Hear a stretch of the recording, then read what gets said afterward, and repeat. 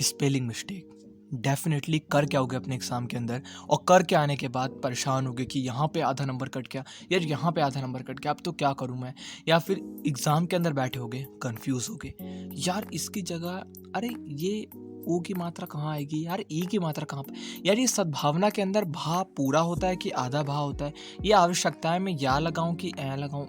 तो ये जो कंफ्यूजिंग है तुम्हारी इस वीडियो को देखने के बाद पूरी तरीके से ख़त्म हो जाएगी, क्योंकि मैं तुम्हें यहाँ पे कोई ये नहीं कहूँगा कि डिक्टेशन करो 5 बारी लिखो शब्द को। ये सब बातें तुम्हारे माँ बाप ने तुम्हें बचपन में बताई है, ठीक है, डेफिनेटली मेरे मम्मी पापा ने बताई थी। अभी जो बात करेंगे वो होगी जेन्युइन टिप। जेन्युइन टिप का मतलब कि जो एक्चुअल में इस टाइम पे तुम्हें काम आएगी। मैं तुम्हें ज़्यादा टाइम वेस्ट नहीं करना चाहता, इसलिए मैं तुम्हें बहुत ही जेन्युइन और स्ट्रेट फॉरवर्ड ट्रिक देने वाला हूँ।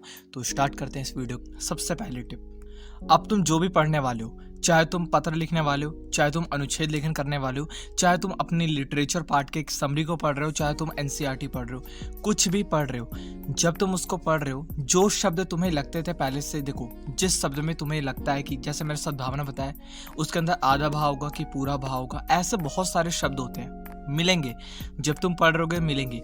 उस टाइम पे तुम्हें उसे अंडरलाइन कर लेना है और उस शब्द पे अच्छे से फोकस कर लेना है। फोकस का मतलब है उस शब्द को फिर वापस से गलती ना हो। जो शब्द तुम्हारे हार्ड शब्द होते हैं, थोड़े कंफ्यूजिंग होते हैं, मैं यहाँ पे नहीं समझा पा रहा, लेकिन तुम्हें ये करना है, तुम मेरी बातों को समझो। तुम्हें एनसीईआरटी अनुच्छेद लेखन कुछ भी पढ़ रहे हो, जहाँ पर तुम्हारे भारी शब्द आए, थोड़े ऐसे शब्द आए जहाँ पर तुम्हें कन्फ्यूजन होनी स्टार्ट होती है, उस जगह पर तुम्हें अंडरलाइन कर देना है। और अंडरलाइन करने के बाद तुम्हें उसको एक बारी अच्छे से फोकस करके देख लेना है, अच्छा इस वर्ड को इसी तरीके से लिखा जाता है, डेफिनेटली मैं समझ गया। सेकंड टिप जो कि सबसे ज़्यादा इंपॉर्टेंट है, जो तुम्हारे का की जो यहाँ पे है और हैं या फिर दिया या फिर देना है, ये जो शब्द होते हैं इसके अंदर तुम्हें नहीं पता कि कहाँ पर प्रयोग होते हैं। हाँ डेफिनेटली, मैं अभी एक वीडियो को देख रहा था, मैं तुम्हें बताता हूँ, एक वीडियो को देख रहा था, उस वीडियो को देखते देखते मैं खुद कंफ्यूज होने लगा। मैं पहले मेरे को कंफ्यूजन नहीं थी कि अच्छा छोटी की मात्रा ई की मात्रा कहाँ लगेगी का में, या बड़ी की मात्रा कहाँ लगेगी, की वाला कहाँ पर आएगा, की वाला कहाँ पर आएगा। तो ये जो कन्फ्यूजन है इसको तुम दूर कर सकते हो इस वाली वीडियो को देख करके।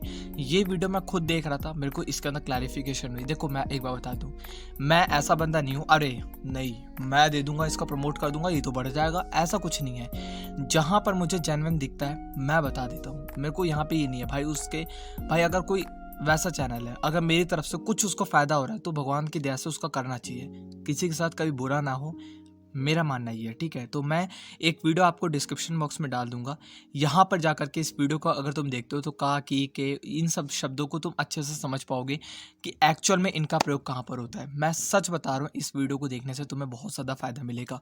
लास्ट टिप, देखो अगर तुम्हें और ज़्यादा कन्फ्यूजन होती है, स्पेलिंग में सबसे ज़्यादा गलती मार करके आती हो, नहीं समझ में आता, तो देखो आराम से जब भी तुम यहाँ पे मतलब क्वेश्चन सॉल्व करोगे, सैम्पल पेपर को सॉल्व करोगे, तुम्हारे पास एचयू कार्ड का है, कोई सा भी है, नहीं है तो डिस्क्रिप्शन बॉक्स में सैम्पल पेपर का लिंक मिल जाएगा। सॉल्यूशन के लिए अब वो पैसे मांगने लगा, उसको हटाओ, पैसे मत देना, सॉल्यूशन को हटाओ।